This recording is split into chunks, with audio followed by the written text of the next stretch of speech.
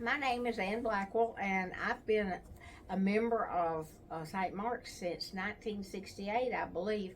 I first came to Asheville to teach at North Buncombe, and as it would happen, and I was so lucky to have the Holler children in my classes. I didn't have a church, and so the Hollers invited me to St. Mark's, and I just fell in love with St. Mark's, and I've been here ever since. I'm like a bad penny. I keep showing up. The influence that I had, it's really kind of funny because my family's kind of an ecumenical council. I was raised as Presbyterian. My dad was Presbyterian. My mother was a Baptist. My grandmother was a Baptist. But when I was just first born, my aunt and uncle took me for the first 2 years of my life because my mother had tuberculosis, and so she had to go to the TB sanatorium, and so they were Methodists. So all during my life, I got Baptist Bible School, Presbyterian Bible School, and Methodist Bible School. So I got a little bit, and then my brother's an Episcopalian, so we're just all spread out. My faith is very important to me, and I even get teary when I think about it. But my mother had a strong influence on my faith. My father not as much, because even though he was Presbyterian, I had to drag him to church sometimes. And my grandmother definitely had an influence on me, and my aunt and uncle. So I was raised in a faith-based family. There was never any question about that. My aunt and my mother and my grandmother were all inspirations to me, as far as they were godly women, and they lived it and they showed it, and they walked the walk and talked the talk. So, and I try to be that way. I try very hard to be that way. And you know, my father, God love him, he was the kindest man in the whole world, and he was a believer. But one of the things in my life that really shook my faith and shook everything was my father's suicide. And I was just devastated. It did shake my faith, and I had the hardest time. I just couldn't understand why something like that had to happen, and I thought, God, you could have taken him with a heart attack. You could have taken him with a car wreck. Why did we have to go this route? I didn't understand. I had a really hard time even taking communion. I had a hard time swallowing it, you know. And I prayed to please let me understand why this happened. And it was like years. I was in my 40s when it happened, and I did continually pray that I would understand this. And then teaching school, I worked with the FCA, Fellowship of Christian Athletes, and one morning, and we had our meetings before school. We were in a meeting, and the kids would testify about their religion and their faith. And this little girl spoke up, and she told us that she had considered suicide. And she said that she had been in such pain emotionally that she didn't see any other way out. And it was just like a light bulb came on. It's like God said, okay, Ann, this is what your dad was going through. This is what he was suffering. And I went to class that day, and I felt like the weight of the world had been lifted off my shoulders. It was as if he answered my prayer, and he did it through that student. So, I can't tell you that God doesn't answer prayers. He's answered every prayer I've ever prayed about.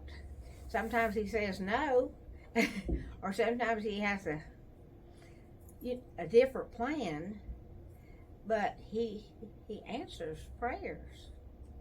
I believe in the power of prayer.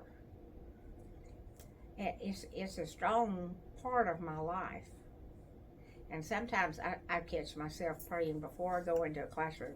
Dear Lord, don't let me kill these kids today. Or don't let little Johnny drive me crazy. Let me be a positive influence. And I pray every day. And sometimes all during the day. I do it and don't even think about, that I have to set this time aside. It's really an important thing. Right after I retired from teaching, my husband had a stroke. And we were in Texas when he had a stroke. And this was not what we had planned for our future. We had not planned this at all. And it was Saturday morning. We were sitting around finishing breakfast, getting ready to go to a football game, my grandson's football game, and my husband just fell over. He had a stroke. And the amazing thing was, earlier that summer, we had been going to South Carolina to buy strawberries. And we got to talking going down the road. I said, did you know that when someone has a stroke, they can't stick their tongue out straight? And he said, no, I didn't know that. And we got to talking about that and arguing about who was going to go first. and what he should do if I went first and what I should do if he went first. And, we got to talking about things and in a kind of joking way, but then we got to talking about our faith. And, and I just said, I know you were raised in the Lutheran church, but are you a believer? Are you a strong believer? And he said, yes, I am a believer. And I said, whew, I'm so glad. That night when we went home and he was at the stroke center, I was standing in my son's laundry room and I said, God,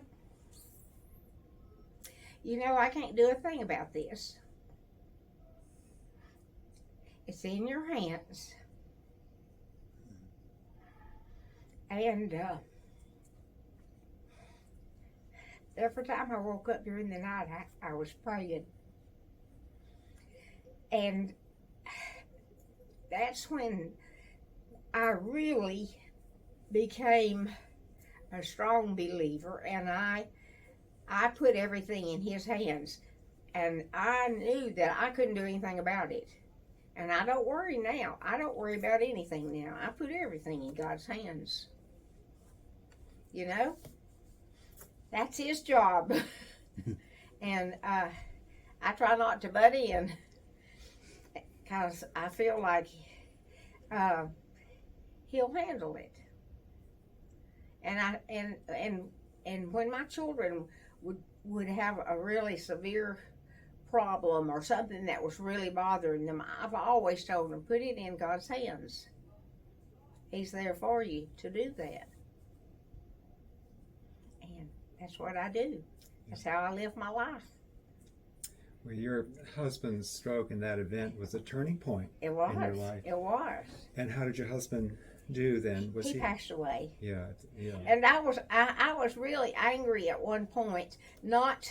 I wasn't angry because he died. I was angry because he had abused himself so when he was growing up that he put himself in that shape that happened. But I did come home one day after, and I just closed the doors and the windows, and I just screamed at God. And I told him I wasn't happy. And I told him, that this wasn't fair and that I just really didn't understand, and I wasn't happy at all with the way things were going. And then I said, but it's your will, not mine. This is not what I want, but I can't see the big picture, and you can. You know, and then I came to church, and I told Pastor Webb, I said, I screamed at God yesterday, and I said, I hope he's not upset with me.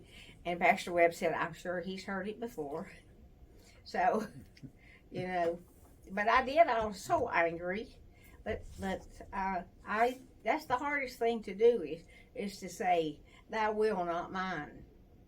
Because we know how we want things. We have things planned the way we want them to go, and sometimes they don't go that way. So, well, in many ways, you've looked at ways that you've gotten through difficult times, and so the question is, what do you find inspires you now, or gets you through times that are not easy times? What lifts your spirits? just getting up in the morning and looking out and the quiet of the morning and the sun coming up, that is an inspiration in itself. But I have some of the boys that I work with at the store, young boys, they're about 16, and a couple, it inspires me. My students have always inspired me because they have been so good to me. I've been really blessed with the kids that I've taught, and I've taught all the hoodlums in Black Mountain. But they've all been nice to me, you know, and I know the other week I was talking with Micah, who's one of the neat kids that I work with, and we got to talking about faith, and we got to talking about how could you not be a believer? And why would you get up in the morning if you weren't a believer? What would you have to look forward to? And I was just so impressed with the fact that he felt that way too. And he's a 16-year-old boy, just a kid. But we got to talking about how important, how we believed in God, and how we tried to live good lives, and how we knew what we had to look forward to because we knew where we were going. But I've always tried to be real open and treat these children like I treated my own children. What a ministry. Well, I just love what I do. Yeah, and I think I'm so lucky to be able to do it. Yeah. For as long as I've been able to do it.